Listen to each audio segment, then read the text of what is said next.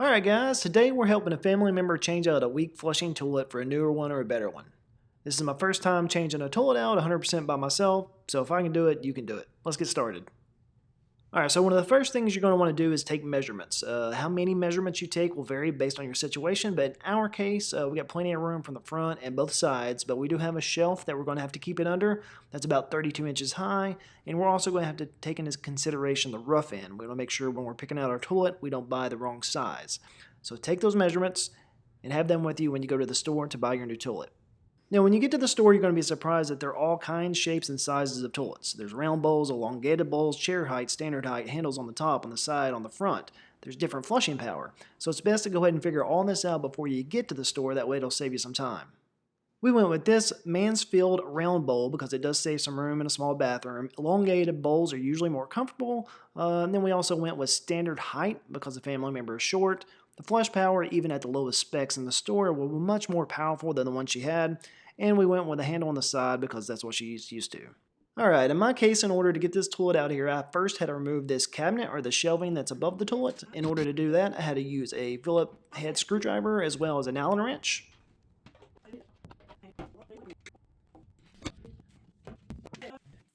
And we got that out of the way, and the next thing is to make sure you turn off your water.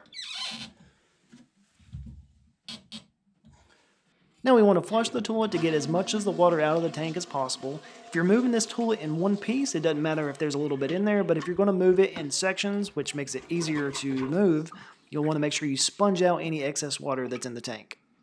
So what you want to do to get the water out of the bowl is get a cup and scoop it out and dump it into a container like this or into the tub. And then for the water that's left in the bottom that the cup can't get to, use a sponge or a towel to soak up as much as possible. As you can see here, I did not do the cup part, which I had of. I didn't think about that until it already got started. Next, we want to remove our supply line here, and in order to do that, we need a wrench as well as a towel handy because there is going to be some water come out of that since it is connected to the tank, which still had a little bit left. So next, we got to get to our closet bolts. We got to remove these caps. If you're going to be using the same toilet and just removing the caps and putting them back on, I would suggest using something plastic instead of a hard metal screwdriver. It's going to leave an indentation when you use a screwdriver like this. But since we're replacing it, we're not really worried about that. Next, we'll remove the nuts off the closet bolts.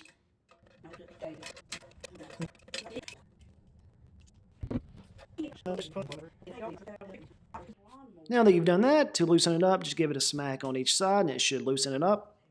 Now with the bolts off and it loosened up, you should be able to pull it straight up. And there we go. Alright, now for the fun part. That's to get the toilet out of the house. We're actually taking this one out to the yard. We're going to put it on a Facebook Marketplace. My suggestion, unless you're a beast of a man, do not try to get this out by yourself. Get help. In my case, I had no help, and I am somewhat of a beast of a man, so I was able to waddle this thing out to the yard. And within a few hours listing this on Facebook Marketplace, it was gone. And now for one of the grosser parts, that is just water and mold and stuff. It's not what you would think it would be. But what we have to do now is remove as much of this wax ring as possible. The new wax ring has got to be able to seat into all the areas that the current wax ring is in. So I used a combination of putty knives, screwdrivers, rags, all that good stuff to get as much as I could out. As you can see right there, I did remove that black ring. That is part of the wax ring, the black part there. You'll notice when you open your new ring, that is part of that. So remove that and clean underneath it as much as possible. So we did end up getting it pretty clean. As you can tell here, it looks good. But we did notice after we got it clean that there is a broken closet flange here, one of the sides. So what we're going to try to do, we talked to a couple of the guys at Lowe's and Home Depot, and there's a couple different options. Basically, what we decided on was, if the old toilet wasn't rocking, didn't have any issues, then we're probably fine. But one of the guys suggested putting maybe some silicone adhesive on there. Honestly, if I had to do over, I would have probably went with Gorilla Glue because I don't think the adhesive really did much. And to be honest with you, I don't think we really needed to do anything at all. But this is what we're doing here, and I'll show you that process. All right, it's probably a good time to go ahead and mention that this is a straight up DIY job. If I was paying somebody to do this, I would want that closet flange replaced, but there's a lot of activity involved in replacing one of those that a DIYer may not have the knowledge to do. So if you get to the point where not replacing this causes issues or leaks, probably want to go ahead and call up a plumber. But doing this yourself and trying to do it yourself is going to save between $200 and $300 in labor costs. So we figured it was worth a shot. Just another quick tip, your toilet will come with a wax ring, but we bought an extra one that's got more wax on it. But be sure to check the box, because as you can see on that wax ring there, part of it is damaged. Don't want to install that, so we actually had to go back to Home Depot or Lowe's, I can't remember which one, to get a new wax ring, which is a huge inconvenience. But again, buy the bigger wax ring, it's going to seal more parts, it's going to be a much better quality wax ring, as long as it's not damaged.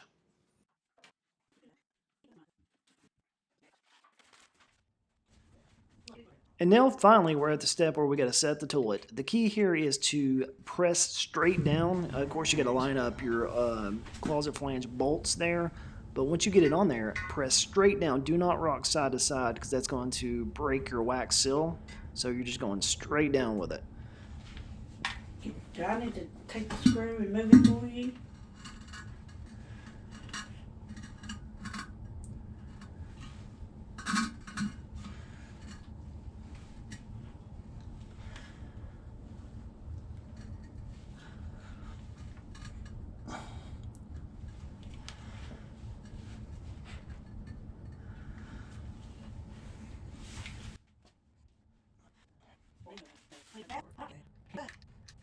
The next step is to square your toilet against the wall. The instructions say to use a combination of measuring different areas and also using a square, but I think in the end we just eyeballed it and got it perfect. Right there. And just a tip about that last process is while you cannot rock it side to side because it will mess up the seal, you can twist it side to side while you're doing the adjustment process. Don't do it a lot, but do it until you get it square. Now is one of the more nerve-wracking parts for me. When you're putting these nuts onto these closet flange bolts, you want to make sure you get them hand tight and then use your wrench just to barely snug them down a little more. If you put too much torque on these, it will break that porcelain and then you'll be in huge trouble because your Home Depot and your Lowe's probably will not return a toilet due to this error. So make sure you do not go too tight.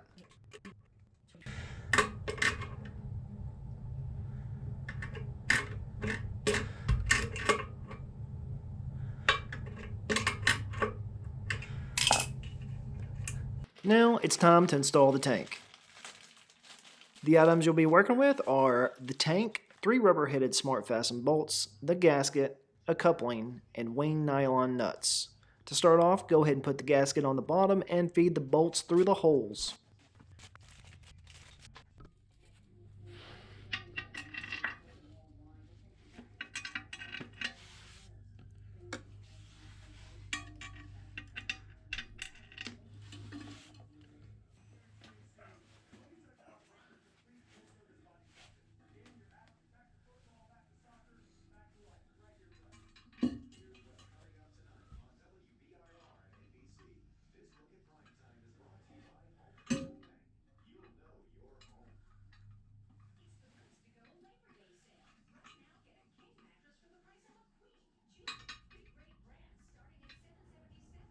All right, here, once you get the bolts through the holes and the tank in position, the key to this is to pull the tank forward. As you can see right now, it's slanted towards the back. That gasket has to be even. Right now it is sunk into the back and it's high in the front. The natural way that tank wants to go in this 3-bolt system is to fall backwards. So you have to pull it forward and then apply some pressure down so that gasket is nice and seated. Then you need to put in the 2 bolts on the sides, and then the bolt in the back is just to adjust it to pull it back a little bit and to hold it into place. It really doesn't do anything.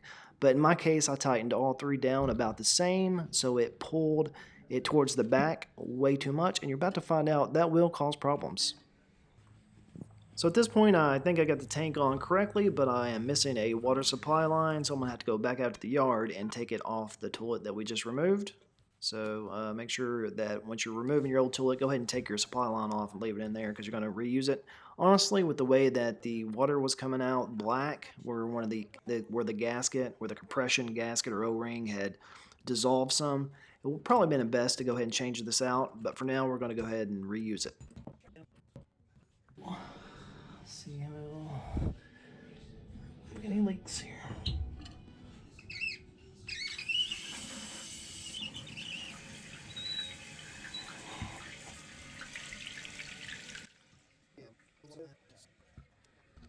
And almost immediately we find that we do have a leak, and that is because the toilet tank is not square on the toilet like we talked about earlier. It is angled towards the back. So I'm just finding that out, and I'm trying to tighten all the different nuts to see if that may be the problem, but as we know, it is not. So I go through that process for a little while, and I'll show you that here.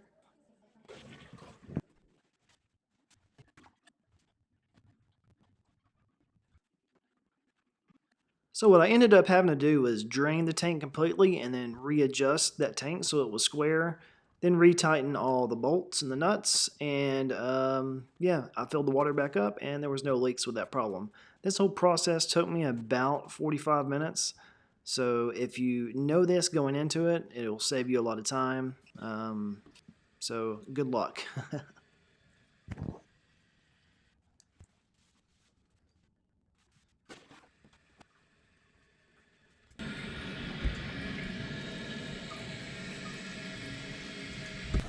So as you can tell here, our gasket is more square than when we started, but the tank is still angled a little bit towards the back. I've got all these nuts hand tight, but I'm going to have to get a 7/16 socket to get them a little bit more tighter, and that's going to square it up even more.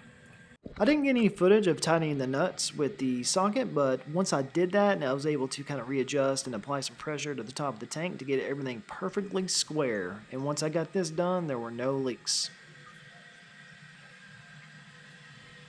And now, finally time to put the seat on.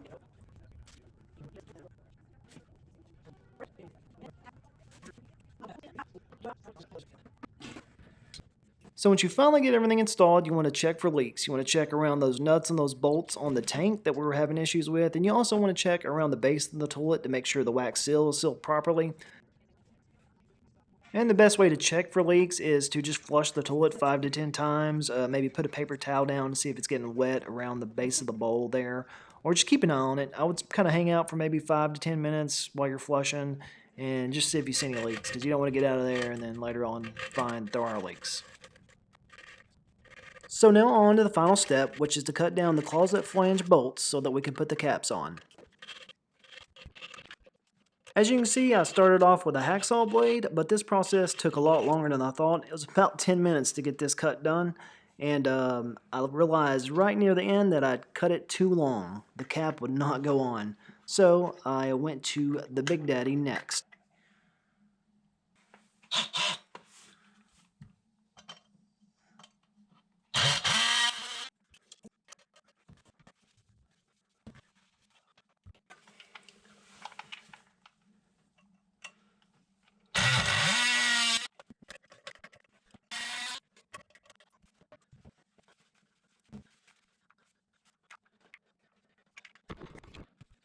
So on the second one here, I did the same thing that I did on the first one, cut it too long. Actually cut it too long twice, so had to make a few cuts, but with the osculating tool, it was much easier.